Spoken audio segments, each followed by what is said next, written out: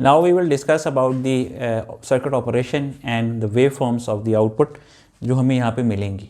तो यहाँ पे मैंने बेसिकली बहुत ही बेसिक सी डायग्राम बनाई है एक DC टू DC कन्वर्टर और what we call a chopper.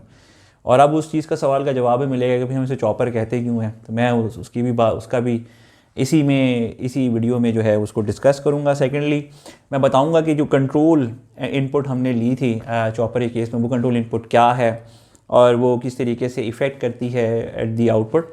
और इंशाल्लाह नेक्स्ट वीडियो में हम इसके परफॉर्मेंस पैरामीटर्स के हवाले से भी एक डिस्कशन करेंगे, ठीक है। So let us start with the circuit and operation and waveform and try to understand how it operates and how it basically provides us by providing it a input fixed DC, it gives us a variable adjustable output DC, ठीक है।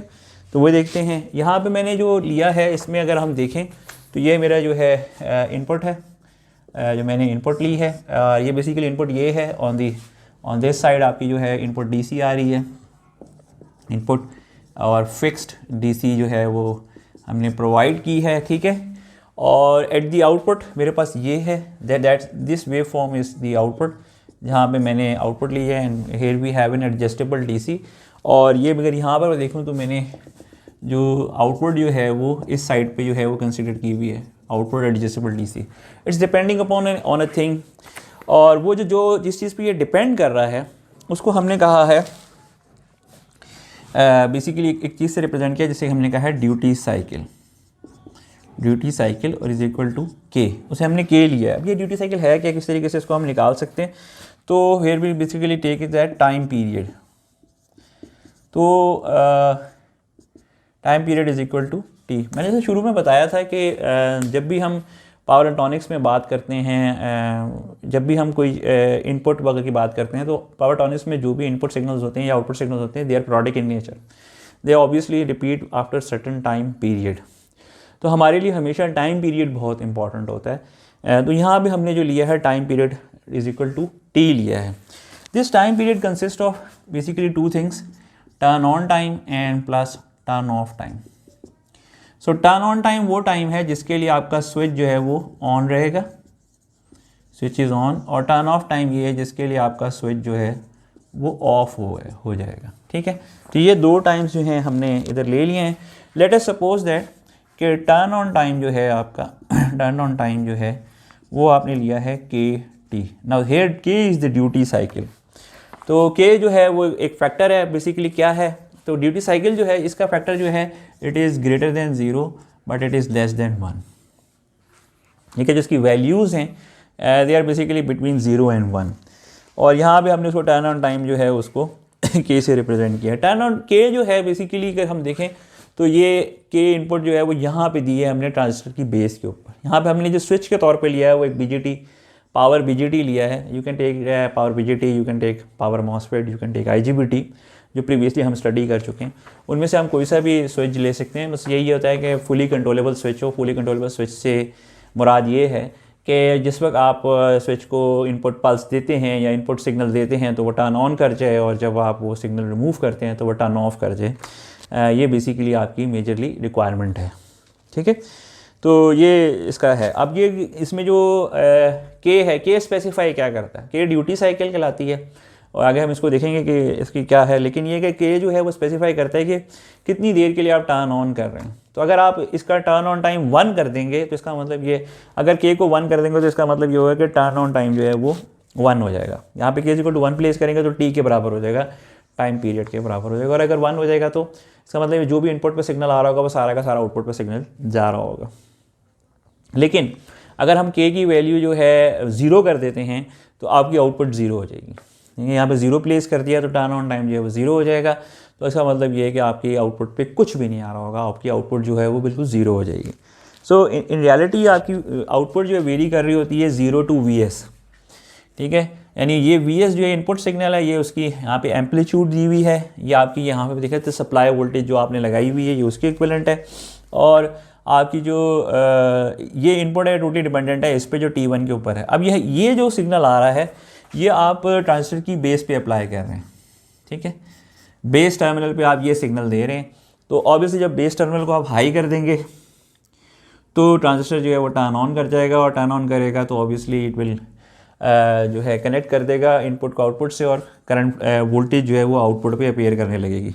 जब वो turn off करेगा तो obviously output को disconnect कर देगा, और आउटपुट के ऊपर जो है जो वोल्टेज है वो ज़ीरो हो जाएगी। इसी आगे चल रहा है, ठीक है। यहाँ पर चूँकि टर्न ऑन टाइम KT रखा है, तो इतनी देर के लिए आपने ये सिग्नल अप्लाई किया, ठीक है। उसके बाद ये सिग्नल जो है टर्न ऑफ कर दिया। तो अगर आप हम देखें तो यहाँ पे हम लिखेंगे ये T ऑन हो जाएगा, और टर्न ऑफ टाइम जो है वो बिल्कुल इसका जो है रेसिप्रोकल से निकलाएगा 1 - KT। So this is turn off time. तो अगर आपने कुछ पोर्शन ऑफ द पीरियड के लिए टर्न ऑन किया है तो उसे आप 1 माइनस कर दें, यानी ड्यूटी साइकिल को 1 - K कर दें, तो you will get the turn off time as well, ठीक है।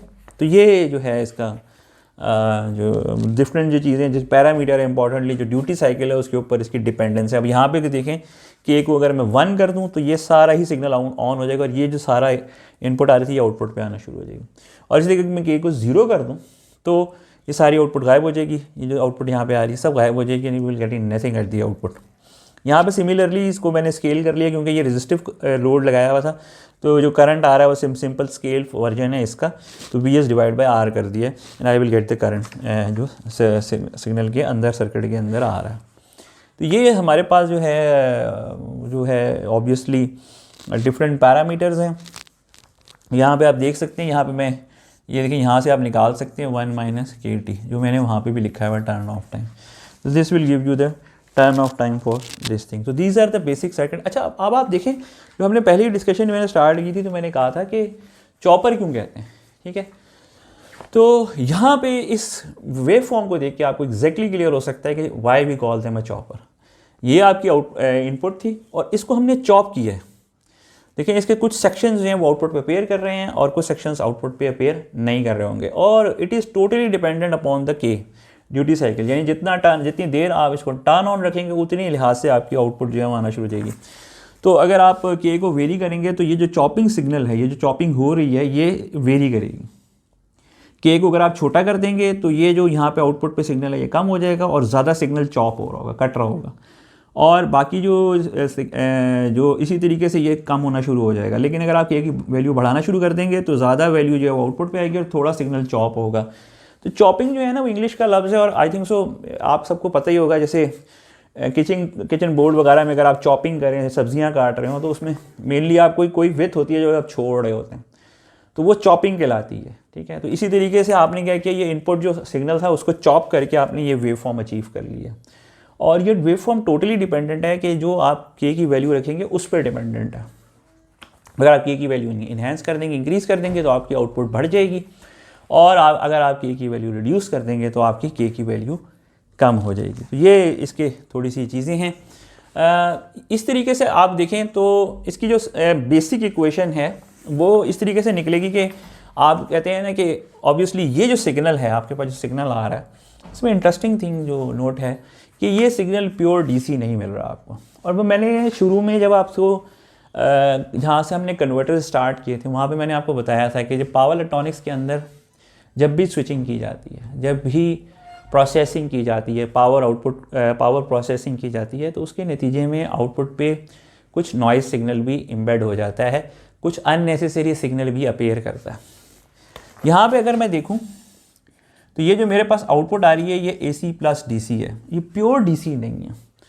डिज़ायर हमें प्योर DC है। मैंने जब आपको प्रीवियसली जब वीडियो के अंदर जब डिस्कशन की थी तो आपको एडजस्टेबल आउटपुट DC चाहिए, ठीक है ना। You never wanted AC signal there, लेकिन हुआ क्या है कि आपके पास कुछ थोड़ा सा AC सिग्नल भी आ गया, and this AC signal is basically what I salt noise, it's not desirable.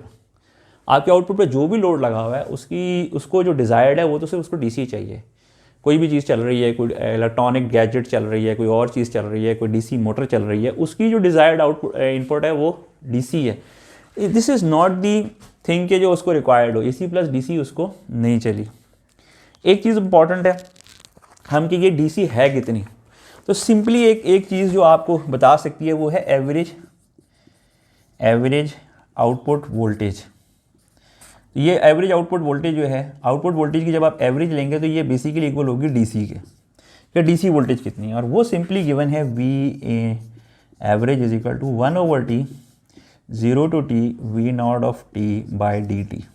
तो ये जो आउटपुट सिग्नल आ रहा है आपका, ये v नॉट ऑफ t जो है आउटपुट सिग्नल आ रहा है, इसकी अगर हम एवरेज लें तो ये बेसिकली शो कर रही होती है एरिया अंडर द कर्व। इसके अंदर जो एरिया आ रहा है वो, और फिर डिवाइड करना है आपने जो टोटल टाइम इंटरवल है। तो अगर हम इसकी वैल्यूज प्लेस करें, you will and up with this thing KVS, this is the output average voltage. ये DC वोल्टेज आपको मिलती है।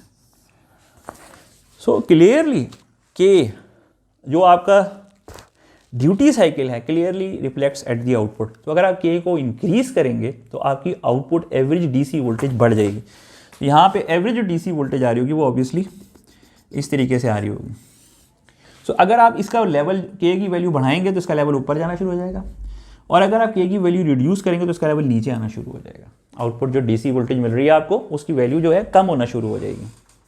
ठीक है, तो ये जो है इसका बेसिकली ये है। इसी तरीके से डिफरेंट परफॉर्मेंस पैरामीटर्स हैं जो हम अपनी नेक्स्ट वीडियो में डिस्कस करेंगे इंशाल्लाह, and we will go in details के वो परफॉर्मेंस पैरामीटर्स क्या होते हैं और वो किस तरीके से हमें इस कन्वर्टर के बारे में जो इसकी ऑपरेशन है उसको हम जज कर सकते हैं कैसे, और ये हम फाइंड करेंगे कि किन चीज़ों पर डिपेंड करते हैं। ठीक है, तो that's about it, and I think so I have covered the some basic circuit operation and waveforms for this circuit. Next we will going to see performance parameters. Thank you.